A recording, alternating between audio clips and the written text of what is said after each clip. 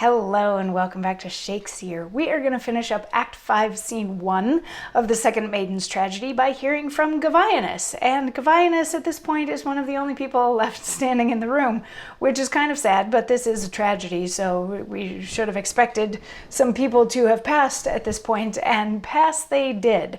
Because remember, Govianus was coming to talk to his brother Anselmus because he wanted advice on how to deal with the tyrant king who stole Lady's body and coated her in honey and is keeping her in the court and all that sort of thing. So Govianus was on his way to see Anselmus, but before he got there, Anselmus' wife and Vitarius had staged this whole thing to try to throw Anselmus off their trail so that they could still flirt, but because of some miscommunications and some blatant treachery on the part of Belarius and Leonela, when this whole thing started to go down, Anselmus' wife accidentally killed Vitarius, and then Anselmus came in and intentionally killed Leonela, and Belarius came down to avenge her and started fighting with Anselmus, and Anselmus' wife ran between the two of them while they're fighting, and she got stabbed by both, so she died.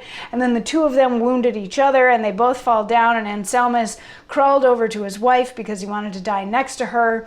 But then Govianus and his soldiers came in, and Belarius was seemingly the only one left alive that could say what happened. So he shared everything, and I mean everything, including the fact that Anselmus' wife and Vitarius were in love with each other.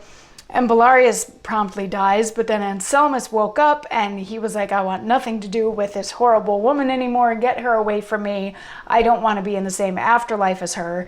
And then he dies. So now Govianus and some soldiers are standing in this room with Anselmus dead, Anselmus' wife is dead, Leonela is dead, Belarius is dead. And he looks around and he says, is death so long a coming to mankind? It must be met halfways? Lass, the full time is to eternity but a minute. Was that so long to stay? Oh, cruel speed! There's few men pay their debts before their day. If they be ready at their time, 'tis well, and but a few that are so. What strange haste was made among these people? My heart weeps for it. Go, bear those bodies to a place more comely, and the servants carry out the bodies. Brother, I came for thy advice, but I find thee so ill a counselor to thyself that I repent my pains and depart sighing. The body of my love is still at court. I am not well to think on it. The poor spirit was with me once again about it, troth.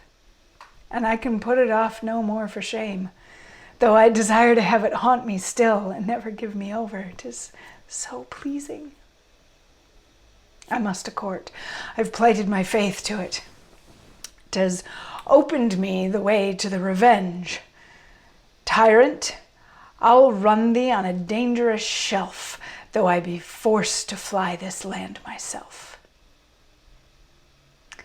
So there's a couple sort of sections here. The first thing that he says, the first half of this before the servants carry the bodies out, is why were these people so anxious to die? Life is so short anyway. They had to speed up the whole death process and go so fast? What on earth? Most people aren't ready to go that young. What was it that made everyone in this room so antsy to be done with life?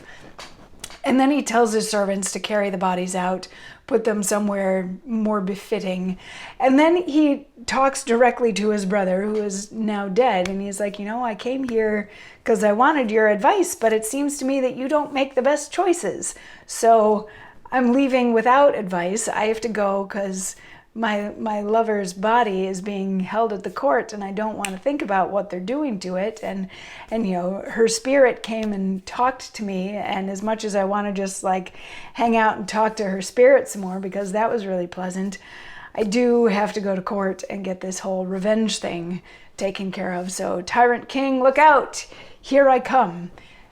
And then the scene ends. So yeah, in the course of one scene, we have an entire plot line derailed by everybody involved dying. So we're done with the Anselmus and his wife and Votarius and Leonella and Belarius storyline.